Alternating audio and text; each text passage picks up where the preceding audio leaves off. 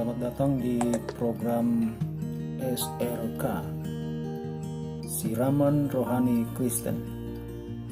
Program ini mengingatkan kita bahwa hidup manusia membutuhkan siraman-siraman rohani, yakni firman Tuhan.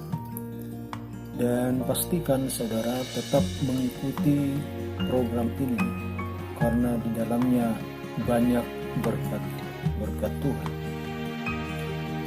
Saudaraku, siraman rohani Kristen hari ini Senin 15 November 2021 terambil dari kitab Kejadian 6 ayat 5 sampai dengan ayat 8 dengan judul Hidup Benar di Tengah-tengah Ketidakbenaran. Saudaraku, kita sekarang hidup di tengah-tengah dunia yang penuh dengan kejahatan. Kejahatan seumpama barang murah yang gampang ditemukan di mana saja dan telah menggerogoti sendi-sendi kehidupan manusia di berbagai lini. Lihatlah pelaku-pelaku kejahatan jalanan alias begal yang menghabisi korbannya demikian sadis. Belum lagi kejahatan sindikat narkoba, miras, seks bebas, pornografi yang telah menghancurkan jutaan generasi anak-anak bangsa. Penipuan dengan berbagai modus operandi, kejahatan korupsi, pencucian uang, penyelewengan terhadap hukum, dan lain-lain. Kompleksitas kejahatan yang demikianlah yang mengitari dan yang ada di sekitar orang-orang percaya atau gereja. Dengan kata lain, di tengah-tengah dunia yang tidak steril itulah orang percaya hadir. Dan dalam situasi dunia yang demikian jahatnya itu, tentunya bukanlah hal yang mudah bagi orang percaya untuk mengimplementasikan imannya di tengah-tengah dunia yang kian runyam itu. Hidup benar di tengah-tengah ketidakbenaran. Kejahatan yang demikian kompleks itu tentunya bukanlah sesuatu yang gampang. Namun, bukan berarti tidak bisa. Sebagai contoh, kita dapat melihat kehidupan seorang anak manusia yang bernama Nuh. Alkitab mencatat dengan jelas bagaimana kebobrokan manusia pada waktu itu. Dalam pembacaan kita tadi, Kejadian 6 ayat 5 mengatakan, kejahatan manusia besar di bumi dan bahwa segala kecenderungan hatinya selalu membuahkan kejahatan semata-mata. Bumi itu telah rusak di hadapan Allah dan penuh dengan kekerasan. Sebab semua manusia menjalankan hidup yang rusak di bumi. Ini tentunya menjelaskan bahwa manusia pada masa itu bukan hanya sikapnya yang jahat, tetapi juga dari hatinya memang cenderung untuk melawan Allah dan melakukan kejahatan terus-menerus, dan makin lama manusia semakin jahat. Kejahatan yang sudah demikian parah itu Allah respon dengan kalimat, Aku akan menghapuskan manusia yang telah kuciptakan itu dari muka bumi, baik manusia maupun hewan, dan binatang-binatang melata dan burung-burung di udara, sebab aku menyesal bahwa aku telah menjadikan mereka. Kejadian 6 ayat 7.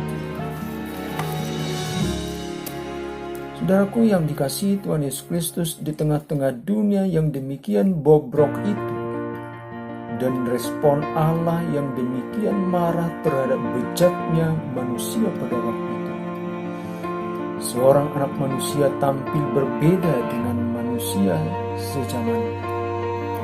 Alkitab mencatat bahwa Nuh adalah seorang yang benar dan yang tidak bercela di antara orang-orang sezamannya. Dan Nuh itu hidup bergaul dengan Allah. Ini sesuatu yang luar biasa. Sementara orang-orang di sekitarnya berlomba-lomba di jalan ketidakbenaran, tetapi Nuh tampil beda dengan mereka. Nuh tidak terbawa arus laksana ikan mati. Saudaraku, mungkin kita pernah melihat ikan yang mati. Tentunya ikan yang mati akan terbawa arus. Dan Nuh tidak seperti itu. Nuh tidak seperti ikan yang mati, yang dibawa oleh arus. Nuh tidak terjerembab dengan perkataan ini zaman edan. Kalau tidak edan, tidak kebagian. Seringkali saudaraku yang dikasihi Tuhan Yesus Kristus, di tengah-tengah dunia ini, kalau di sekitar kita melakukan kejahatan-kejahatan, maka kita pun ikut terjerembab di dalamnya. Rasanya menjadi sesuatu yang asing ketika kita melakukan sebuah kebenaran di tengah-tengah dunia yang penuh dengan ketidakbenaran ini. Sehingga saudaraku yang dikasihi Tuhan Yesus Kristus, kita pun pada akhirnya terjerembab di tengah-tengah ketidakbenaran ini. Nuh juga tidak terjerembab ke dalam etika determinisme, di mana perilaku baik ataupun jahat dipengaruhi oleh faktor-faktor yang ada di luarnya.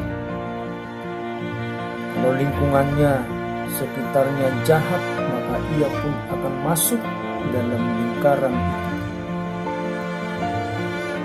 Kalau lingkungannya melakukan korupsi, narkoba, amoral, maka dia pun akan ikut di dalamnya. Tapi Nuh mengambil sebuah keputusan untuk hidup benar di tengah-tengah ketidakbenaran. Saudaraku yang dikasihi Tuhan Yesus Kristus, bagaimana dengan kita? Bisakah kita hidup benar di tengah-tengah ketidakbenaran? Atau mungkin kita berkata, wah itu sesuatu hal yang mustahil. Kalau saya hidup benar, saya tidak akan memperoleh apa-apa.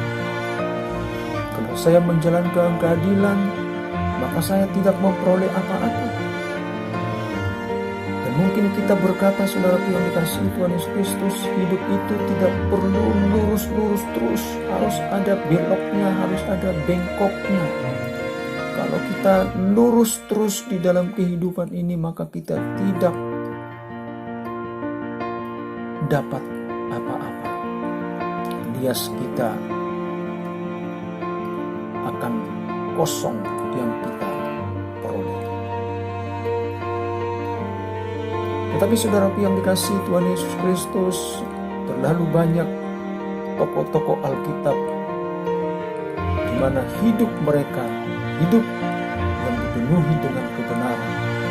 Justru ketika mereka menjalankan kebenaran tersebut, maka berkat-berkat Tuhan pun mengalir dalam kehidupan. Kita lihat juga sebuah peristiwa Ayub. Katakan firman Tuhan bahwa Ayub adalah seorang yang hidupnya penuh dengan keadilan, hidupnya penuh dengan kebenaran, dia menjauhi kejahatan. Tapi lihat, hidupnya diberkati oleh Tuhan. Sebab firman Tuhan mengatakan, janganlah kamu menjadi serupa dengan dunia ini, tetapi berubahlah oleh pembaruan dunia, sehingga kamu dapat membedakan manakah kehendak Allah, apa yang baik, yang berkenan kepada Allah, dan yang sempurna. Artinya saudaraku yang dikasihi Tuhan Yesus Kristus, Kalau kita sebagai orang-orang percaya harus berbeda dengan orang-orang yang tidak percaya. Itu sebabnya orang percaya harus mampu hidup benar di tengah-tengah ketidakbenaran. Kiranya firman Tuhan dalam siraman rohani Kristen hari ini menjadi berkat di dalam kehidupan kita pribadi dan pas pribadi. Dan ambil keputusan, saudaraku yang dikasihi Tuhan Yesus Kristus, sekiranya ketika saudara mendengarkan kebenaran firman Tuhan ini, engkau dibelenggu oleh kejahatan-kejahatan tadi, engkau dibelenggu oleh ketidakbenaran, engkau dibelenggu oleh ketidakadilan, maka saudaraku yang dikasihi Tuhan Yesus Kristus, ambil keputusan hari ini. Jangan tunggu hari esok. Ketika engkau mendengarkan firman Tuhan ini, ambil keputusan. Karena saya yakin dan percaya, hidup orang-orang percaya ketika dia hidup benar di tengah-tengah ketidakbenaran, maka sesungguhnya Allah tidak pernah meninggalkannya. Akan mata Tuhan akan terus dan terus tertuju kepada Tuhan Yesus memberkati.